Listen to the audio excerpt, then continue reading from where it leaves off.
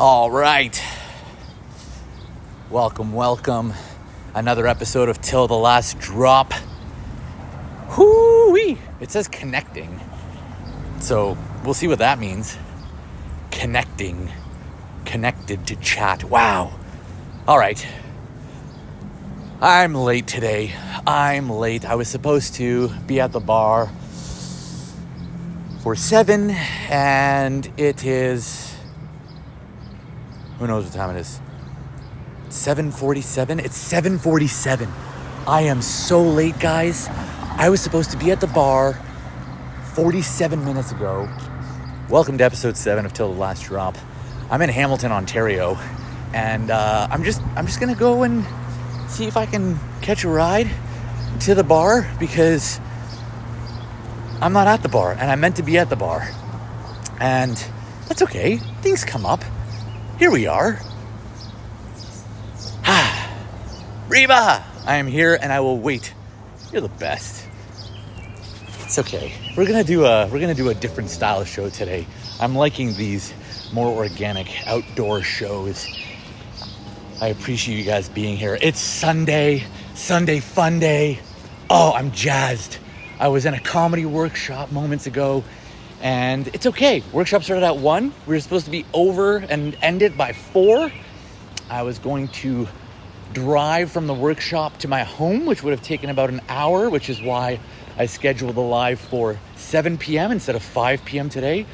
But that's fine. Oh, look, there's a bus stop. I'm going to just chill in this bus stop and see. Yo, hold on. Who's this? Let's just make a friend. Hold on. I'm going to just flip cameras. I'm using a new software here. There's a gentleman. This is Gotham City. That's gonna be good. Oh, Hey, what's up, man? Hey, man. What are you doing? I'm waiting for the bus. I don't have the time though. I heard it's gonna come in the next 10 minutes or so. I'm not too sure. Are you good to hang out and chat for the next 10 minutes? Oh, yeah. I'm just jotting down some notes. I think a lot, so I just jot down some notes. Come chill, man. Chill. Man, I love that you have an analog notebook. Oh, for sure. Have you seen one of these? It's like one of those things you get from like Inspector Deck, you know what I mean? Like old school Sherlock Holmes. This is what I love. The pen and paper classics. What? That is old school. I know everything in here. Are you a Sherlock fan? Oh, big time. Dude, I'm worried that the phone is far away. Hold on, I'm gonna hold it so that Should I move closer? for audio. Here. Right. That's okay. What's your name, man? Tolu. Pleasure, man. Tolu Amore. Tolu Amore. Yeah. Yeah. That's Amore. Oh, for sure. Comedian.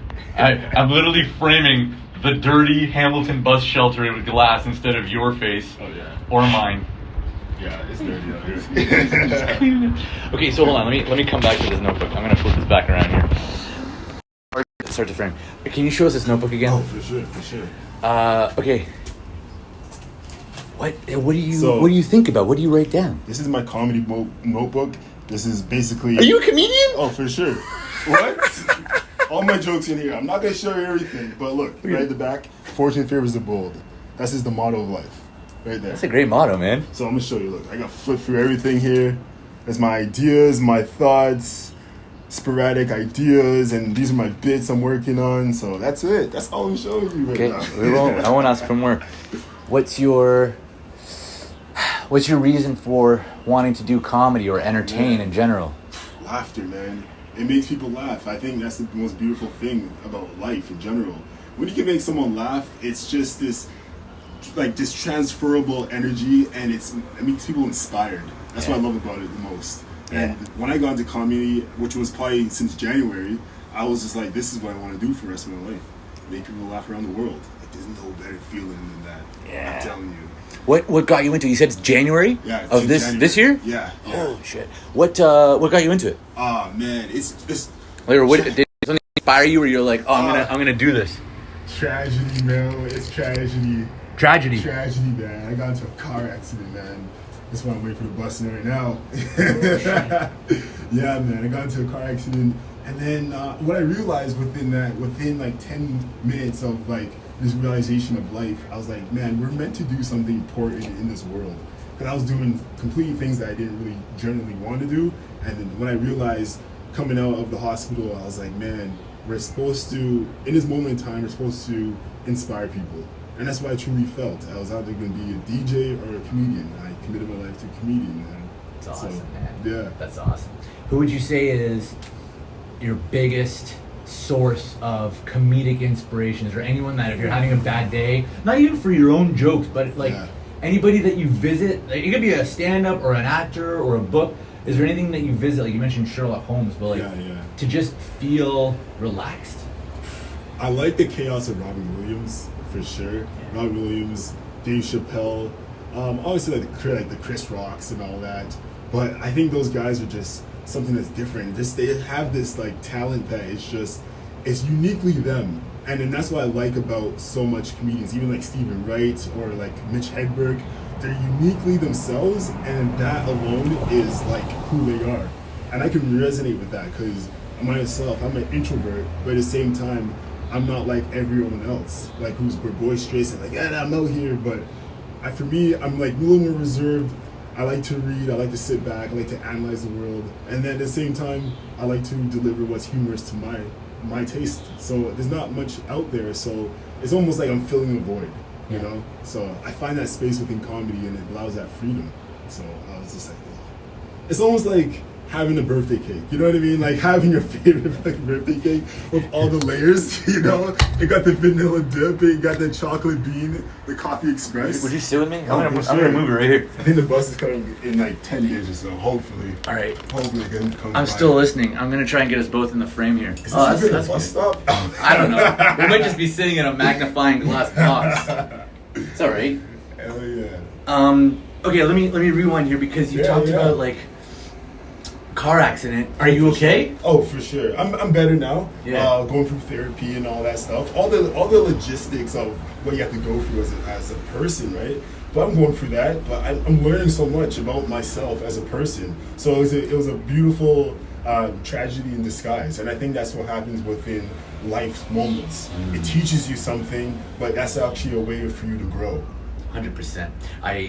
Yesterday, I'm a fellow analog note taker, and I don't have neat penmanship, and I'm left-handed, so when I write, it just smears. I'm left-handed too. Are you? Yeah, 100%. I can't do the look because it smears everything, bro. No, but that's the beauty of notepads, because when you have something that smears, it shows the urgency of what you put into the notebook and how important it is. When there's like a coffee stain, that's important because there's that memory. There's a kinetic energy that's transferable when you write. Yeah. And that's why I don't write on phones as much. I step away from that. Because when I did mushrooms, I was just like, energy is transferable when you write from a genuine place on paper, instead of like texting. Yeah. Because you're filtering so much like bullshit.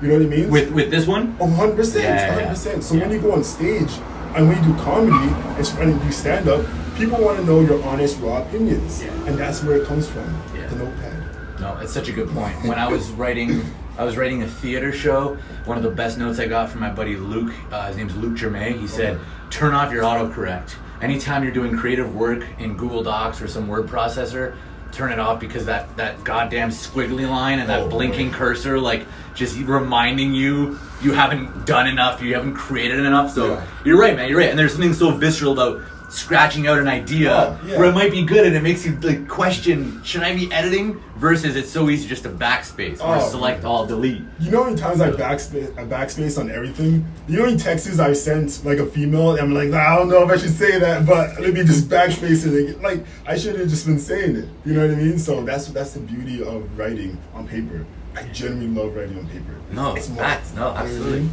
Absolutely, man. Oh, that's so great. That's so nice to see someone and meet someone with analog. We respect the digital, lovely digital people, but it's true. It's so nice to be analog. Like this conversation in person is completely different than it is from this experience. 100%. What's the people saying? Like, I will say hi to the people first and foremost. Yeah. Hello, people. Everyone. Thanks for being here today. If you're just joining us, this is my new friend Tolu, right? Yeah, Tolu Amore. Yeah. Got it. And I'm Kaz or Kazam, whatever you want to call me. Kazam.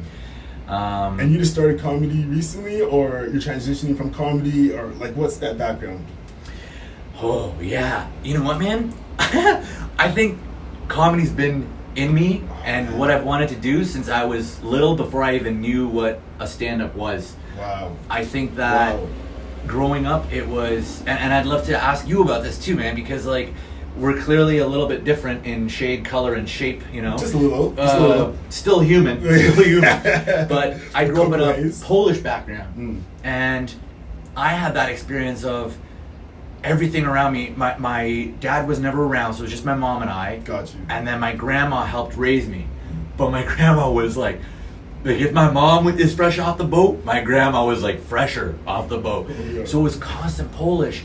And then when my grandma wasn't available and had to go back home, I had Jamaican nannies. Oh, no way. And Latinas that would take care of me. Yeah. Wow. So I grew up with Diverse. Spanish, Patois, Polish, Portuguese, like a melting pot in Toronto. Wow. Which is what I love about Toronto. I don't like multiculturalism, man. I like interculturalism. Oh, 100%, you know, moments like 100%, this, 100%. like this. I think. I was just gonna say, Tell me. I grew up in foster care. Oh, So like yeah. I grew up around all white brothers. I'm from Vancouver, so being in Toronto is a different frequency. Like Vancouver is so laid back. You're like you're trying to. Everyone has weed out there. You know what I mean? Out here, everyone has somewhere to go, somewhere to be. And I picked up that pace being out here. But at the same time, I was a skateboarder, so I grew up around multicultural people all the time. So listening to like heavy metal, to like Japanese DJing, and then obviously fashion, you know, food, entertainment. That was my freedom. That was like my way of like seeing different worlds, seeing different energies, seeing different people. So just like you, traveling, being open-minded, everything, it just influences you so much more. Yeah. 100%. Yeah, I totally agree, and I that's really cool to know, man. For a second, I flashed to that scene in, I think it was Deadpool, where they're like comparing traumas, and it was like, yeah, well, apply something like dishwasher. It's like, you had a dishwasher in the dishwasher box. You know the scene I'm talking about? Yeah. Oh man,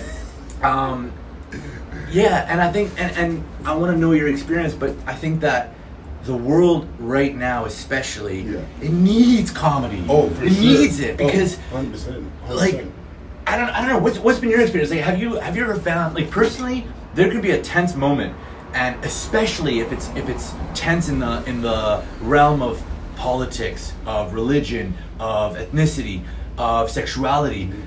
But if you're able to interrupt a conversation where somebody who should know better isn't changing subjects and they're not changing their mind, which I would define as fanatical. They're being fanatical.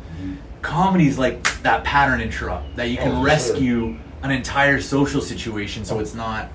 Yeah, it feels like it gives you that freedom to talk about things that everyone doesn't talk about in a 9 to 5. That's why I realized with comedy, it allows you to have that freedom where people, you go to work and everyone puts on this face. It's just like, oh, I'm not really present, but I'm going to tell you how my day is and it's good. That's it. Or they tell you how miserable, yesterday was. But no one's really giving their honest opinion about how they genuinely feel. Because we're sheltered in this world to be like, oh, we're good. We're always fine. And I don't like that. I hate that. That's why I can never fit into like corporate life, because they're not honest. It's like invulnerable. Exactly, man. So for me, honesty is the key.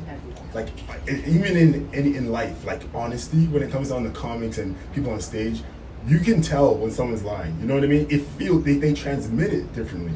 But when you're telling something that's honest and fucked up or just messed up, like, oh man, I recently had like a vanilla bean like sundae and I'm allergic. I went to the hospital. That was just like that natural feeling of that. Yeah. So like for me, comedy is that language where you can connect with people on an intimate level, and it's a beautiful thing. It's like, I don't know if anyone's seen your comedy, but yo, hilarious. Like you guys need, if you're gonna put something out for the people, wow, what a treat. Appreciate it. Honestly, man. I met you 2 weeks ago? Yeah. And I seen you perform like twice. We just met right now. He's lying. No. Honesty. Yeah, I'm so glad. No.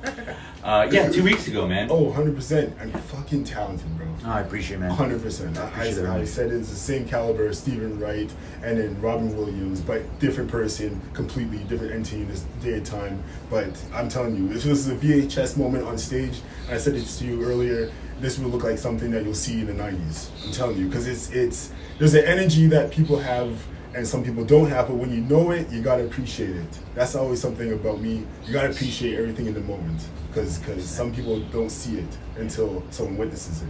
Yeah, and just being present in that moment. Yeah. Oh, yeah. No, I really appreciate those words, man.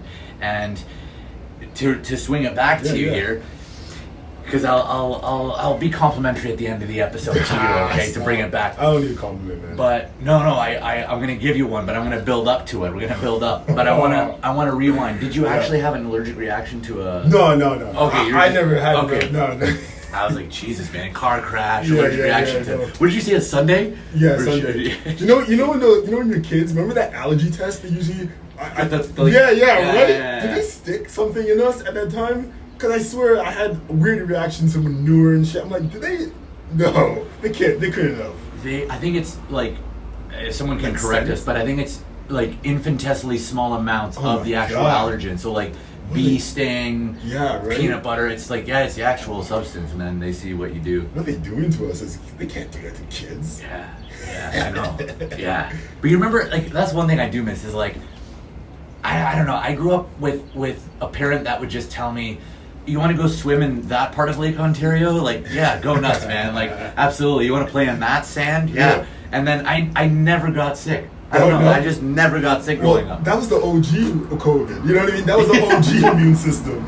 Throw your kids in there, get in there, learn how to swim. That was the way they should still do it to this day. Yeah. Don't put on paddle boats and like life savers. No, and like the constant hand sanitizer. You know what I mean? I just I don't know. I wash my hands. Don't get me wrong. I believe in hand washing, but Yeah. there's a difference between hand washing and just like bubble wrapping yourself against all odds. Oh, for sure. Man, jeez. The excessive collection of Purell. That needs to stop. That doesn't build strong immune systems. No, I have this theory that it's actually like what leads to our own inevitable destruction, man. It's like it's killing off all the good stuff too. Oh, for sure. I don't know.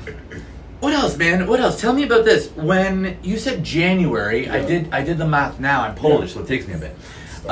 7 months.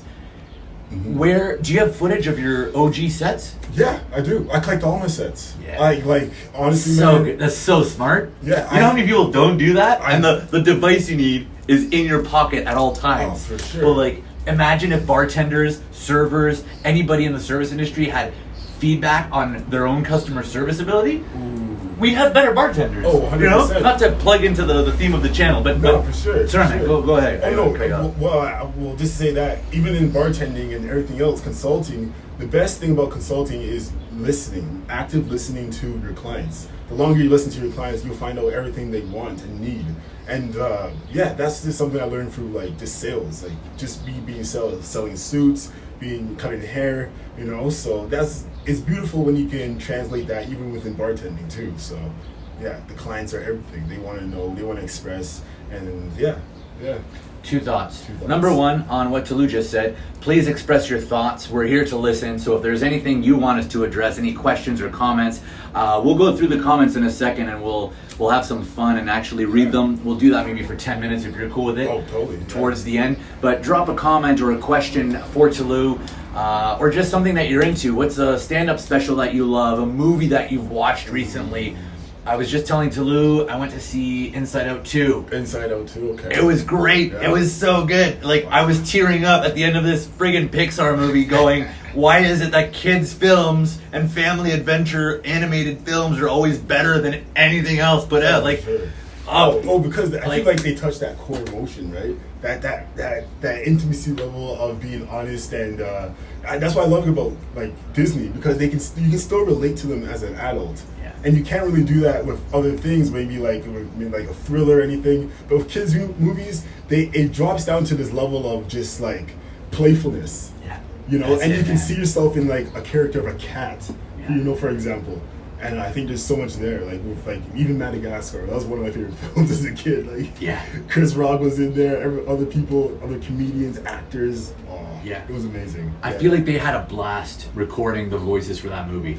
Like for Madagascar specifically. Like, could you imagine just some of the that was such a nice moment. Yeah. Oh, that was so cool. Oh, for sure. That like that's life. Right? yeah. That's Oh, life it's in so a good. nutshell. We're sitting here in this bus shelter, and this lovely guy walks by. These two girls. One is wearing a beret, and the other one's wearing a polka dot skirt. Like Mary Can I Poppins, turn this actually. around?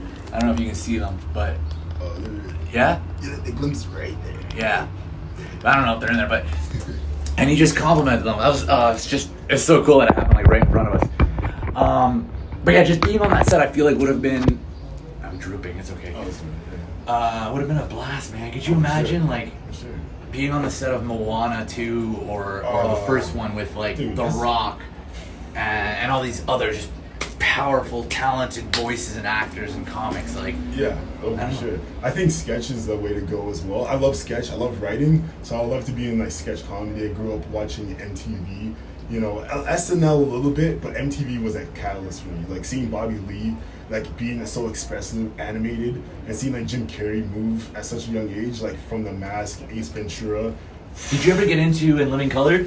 Yeah, my mom had a box set. Yeah, for sure. It was like one of those things that I still got to revisit now. But it was one that was one of those things that was like the nutshell, the grain that really got me into everything. Even like Dave Chappelle, 1 and 2, like his TV shows. I remember watching that, not knowing what it really meant, but just admiring it and then respecting it for what it was, the comedic effect, the exaggerations. I was like, this is hilarious. Yeah. Until I got older, I was like, oh, this is conscious awareness. This is juxtapositions. This is everything. Yeah. There's a science to his quote unquote madness. For I sure. have so much respect for Chappelle, and just and that's next question for you.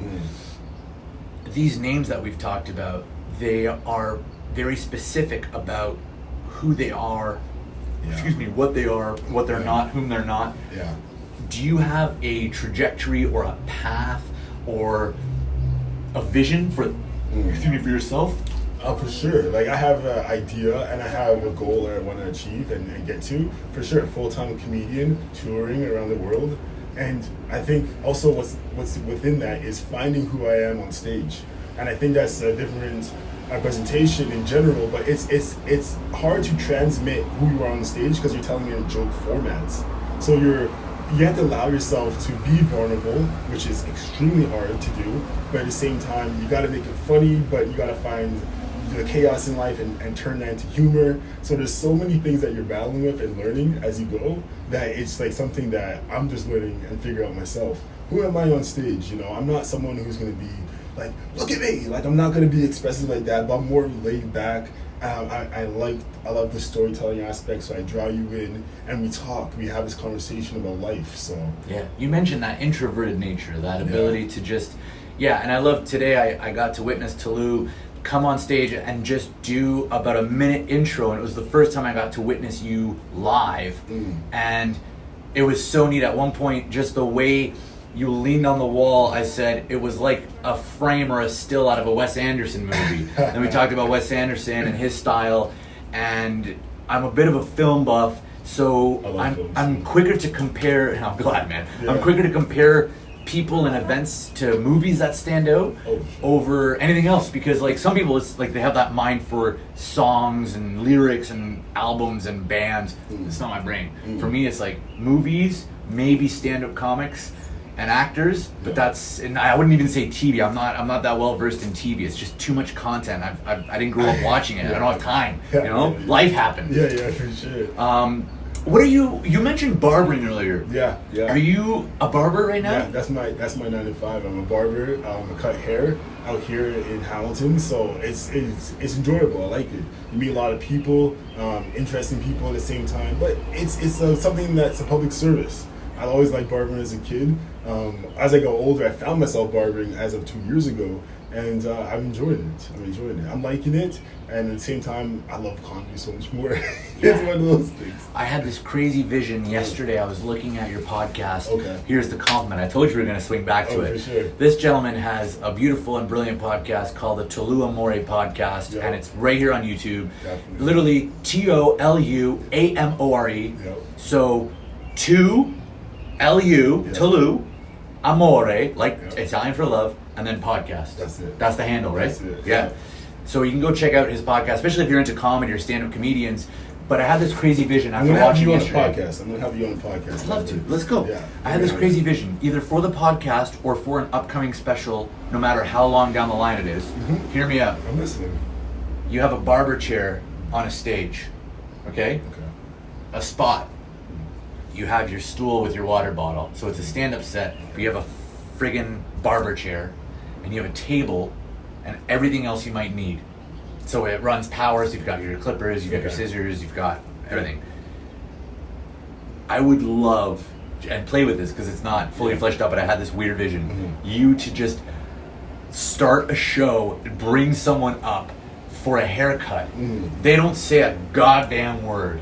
You just do a stand-up set like it's an interaction with a barber and a client. And you can ask them stuff for like some audience participation. Yeah. But instead of addressing the whole crowd, I was thinking, I was reading something about there's stand-up comedians that are good for a room of 3 to 30 people. Okay. There's stand-up that works 30 people to 300. Okay. And then you have comedians that are 300 to 3,000. Whoa. You think about that, Kevin Hart's set Yeah. isn't going to work anymore at a local Hamilton set.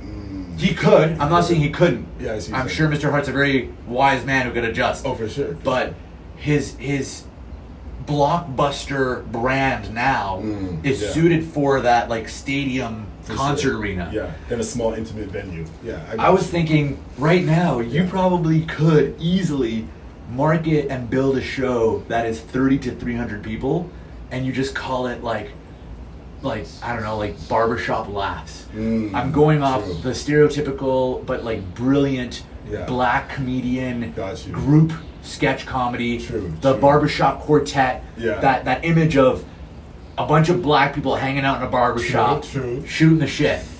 I just feel like if you leaned into that, True. There's an angle there. I don't know, there could be something there. I don't see- know. I see it. I like the idea. You know what's fun? I don't even work at a black dominant barbershop. Yeah. No, I figured you did. I was more picturing just the special. Oh, yeah, I Yeah. got you. I Because got you're you. Word Hamilton. Yeah, That's yeah. why I knew you probably just worked at a regular shop. Yeah, I got you. I say regular. Yeah. Jesus Christ. Racism What's- everywhere. What's regular nowadays, you know? I But no, love- yeah, not black centric. I love that idea. You know what I think? What I kind of want to touch back to Vancouver. I Okay. always liked Vancouver. I always liked the outdoor nature. And I had this image of me biking because you know what's fun? I love biking so much. like And- bicycle. Oh yeah, Okay. like those like you know the ones in Tour de France. Yeah. Yeah, so like I have even jokes on that, but just biking, I love in and out of traffic. I love that city interaction. So maybe there's something there where I'm racing towards a set I got to do or film a special, and I'm battling life. You know what I mean on the highway. Oh, that's great. That's so great. You know what you could do? Ex-girlfriend comes by, the landlord's hey. And you could play that as though it's alive, like Yeah. happening right Yeah. now. And when you walk into the venue, you take your helmet off, and like Yeah. the video ends, and it's you. Oh, that's great. Have you seen Casey Neistat's work at all? Yeah. Okay. Yeah. Oh, for That sure. reminds me of Amazing. Casey's bike lane video, Oh. where he got a ticket for not bicycling in the bike lane. It's one of, to this day, I'll send it to you, but to this day, it's one of his most watched videos.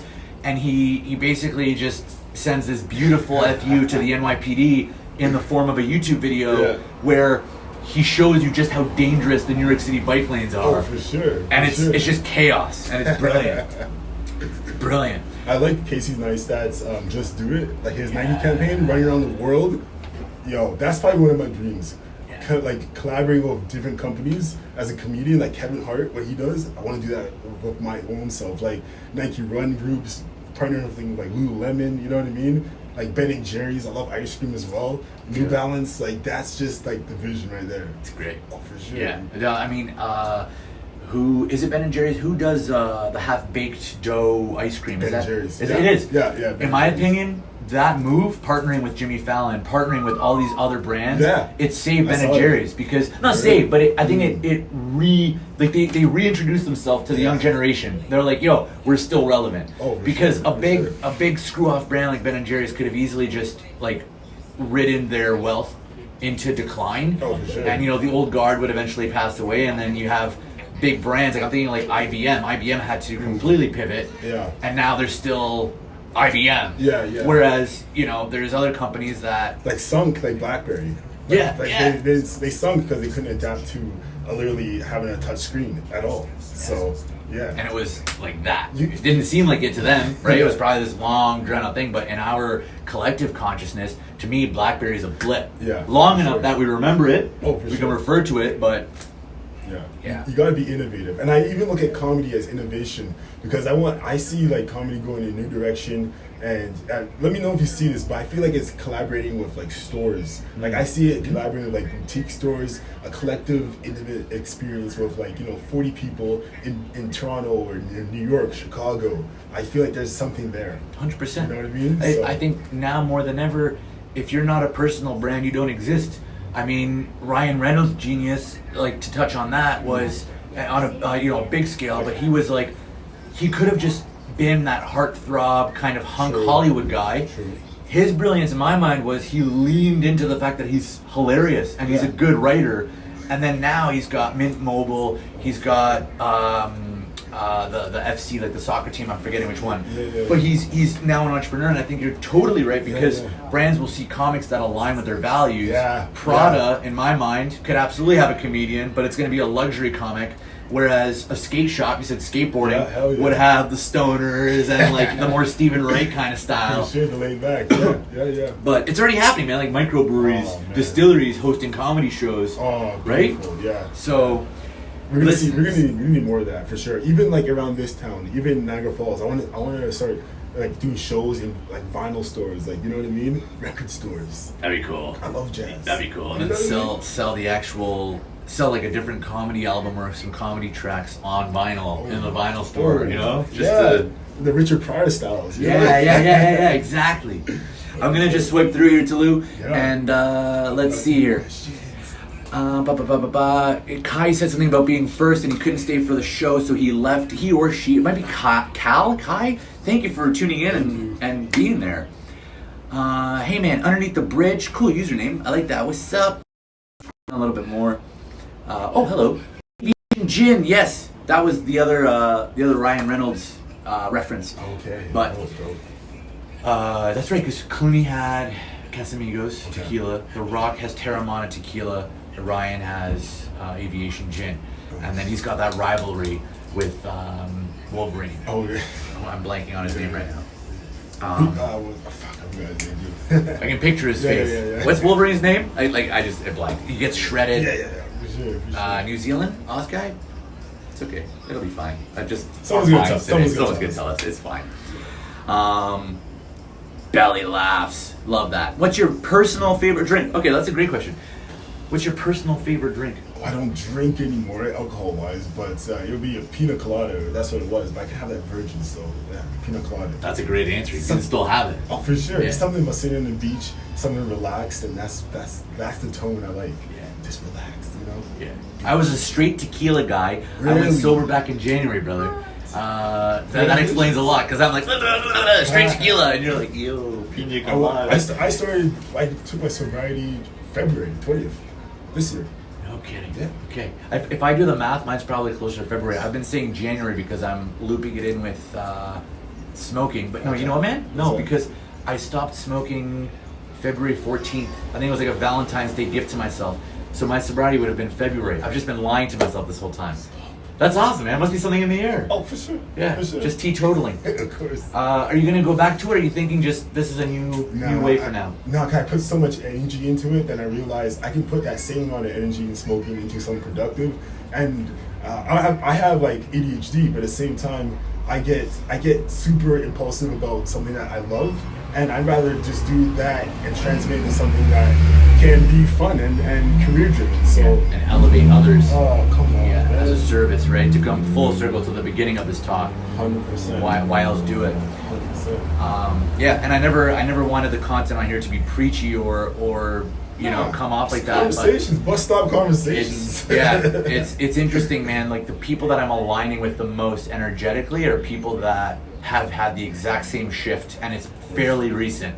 And I don't know about the woo-woo kind of airy-fairy stuff, but I do think that universally we're going through a pretty significant conscientious shift, because if we don't, we're just going to keep having what's happening in the Middle East, what's been happening in the Middle East, what's been happening Russia, Ukraine, what's been happening in Africa for God knows how long, and all over the world, right? It's not just, it's in the news, so we think about one, but it's only because our brains are unable to think about all of them and all the chaos and tragedy that's happening at once, right? Yeah. So That was a Debbie Downer note to end on. But I'm really, really grateful to have met you, man. Thank you. Thanks for being on the show. Oh, for sure. Appreciate it. This bus isn't coming, so we're going to take an Uber, but for that, I need my phone. So if you'll excuse us, I'm really late for a bartending shift.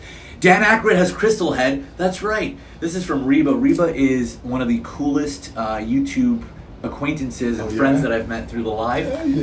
Reba is I believe she manages, it's a concession stand / bar at a movie theater. Dope. And I think you're in the States, Reba. Correct me if I'm wrong, but what part of the States? Hugh Jackman. That was the Hugh guy. yeah. Reba, where in the world are you? Tolu just asked me whereabouts in the States. I'm gonna travel the States. I wanna go to New York, Texas, all those comedy spots. We gotta do a road trip there. Earlier today, it wasn't on the live, but earlier today you said you like New York style comedy. Oh, for sure. On the 100%. way here, I was listening to a book called Primal Branding. Okay, yeah. Great book. It's all about... Is it Gary Vee? No, but it inspired, I'm sure, a lot of Gary's work. All right. Primal Branding, he talks about the 7 things that you need in order to create a brand. And I'm towards the end of the book, and he started talking about physical locations that are landmarks. And so Times Square came up. Times Square, and it's relevant specifically to guys like Ginsberg and Jack Kerouac, these great poets of the Beat generation. I don't know a ton about the history of poetry, but if you and I both have a fascination with New York, this is my aside, the reason I bring it up. I spent some time in Brooklyn. Yeah? New York, and specifically Brooklyn, I've had the privilege of traveling a fair bit. To this day, my favorite city, my favorite place in the world. There's a magic about New York City and Brooklyn and surrounding areas that I can't explain, man. I was crossing the street, one of my first trips solo to New York. First one was with my mom. How old was I? I was like 10 or 9. I was in the North Tower 1 month to the date before 9/11 happened. So I was there August 2001. So right away, like there was a special something about that city because like it was one thing to be that age and have that tragedy happen. It was another thing to be able to go, like I was there. The exposure. What? Like I can picture that building. I can picture those buildings. I went back solo probably for the first time when I was like 21. And I had this moment where I'm like new and an adult to New York. I'm crossing the street and this beautiful, stylish, like he definitely had some look. I'm like just on his aesthetic copy. And I'm like, now I'm looking at him like, is this guy black? Is he white? And then he's got his daughter with him. I noticed his daughter, brilliant, beautiful, like I think maybe 4 or 5 at the time in a stroller. And he's crossing, and I cross kind of the same way, but we're at different sides of the street. And I was genuinely curious where to go. And I like this guy's energy just based off his vibe, not just his style, everything. I said, excuse me, I'm sorry to bug you, and just had a quick question. He's like, yeah, I gotta get my daughter to saxophone practice, walk with me. Wow. So I started walking with him. Wow. What can I do? Like, you seem like an artist type of creative. Like, my name is Alex Kazam. I'm from Canada. Can you tell me just some ideas of where to go? Comedy or magic or a cool space to check out? His name's Rodney. Rodney Fair. He gives me all this advice. We connect on like Instagram or Facebook or whatever. He goes off with his daughter.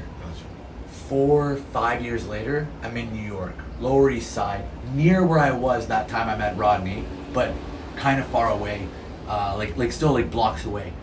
No planning. I didn't tell anyone I was coming. It was just one of those moments in a city of I don't know how many millions people. I'm crossing the street, and I had this recollection. I'm like, oh man, like this is kind of near where I met Rodney. I shit you not, Tolu.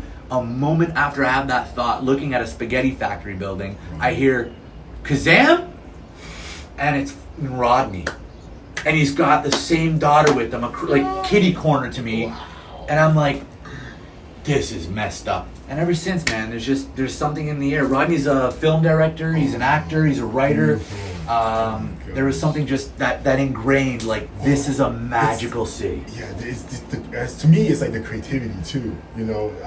Karl Lagerfeld, Basquiat was some of my favorites. My mom was in New York. She was a nanny, well, in Jersey, and she said she just loves it. She's a mad creative. She's like, you need to go out there. And I, for myself, I know for a fact, New York is the place. Like, yeah, people like you and I.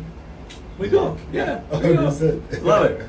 Okay, guys, and Arizona. That's where Reba is. Okay. Yeah. When I go to Arizona, I'm visiting. I have to. Yeah. Is she gonna drop the name? Like, even for people who are in Arizona watching, they can check it out. Yeah, let us know. And also, Reba's got. She sent me an email. We have an email thread back and forth, so I can pick her brain anytime. If she prefers to keep it, low key, just because I know there's some weirdos on the internet. 112 Fahrenheit. I don't speak Fahrenheit, but I know that's warm. It's really warm. Arizona summer. But you guys get a dry heat, I imagine. It's not like here as much. It's like humid here, sticky. It's like pea soup. Yeah, it's like Vegas. It's like one of those, it's just hot. It's just hot with like heat. Yeah, where we get that moisture from all the lake effect. Yeah. All right, it's full circle. We're talking about the weather now, so it's time to go. Thanks for being here. Episode 7 of Till the Last Drop. My name is Alex Kazam. This is Tolu Amore. I will post and pin his details in a comment on this stream. Thanks for being here. We'll see you next Sunday at 5 p.m. Eastern Standard Time. Bye-bye. Stay magical.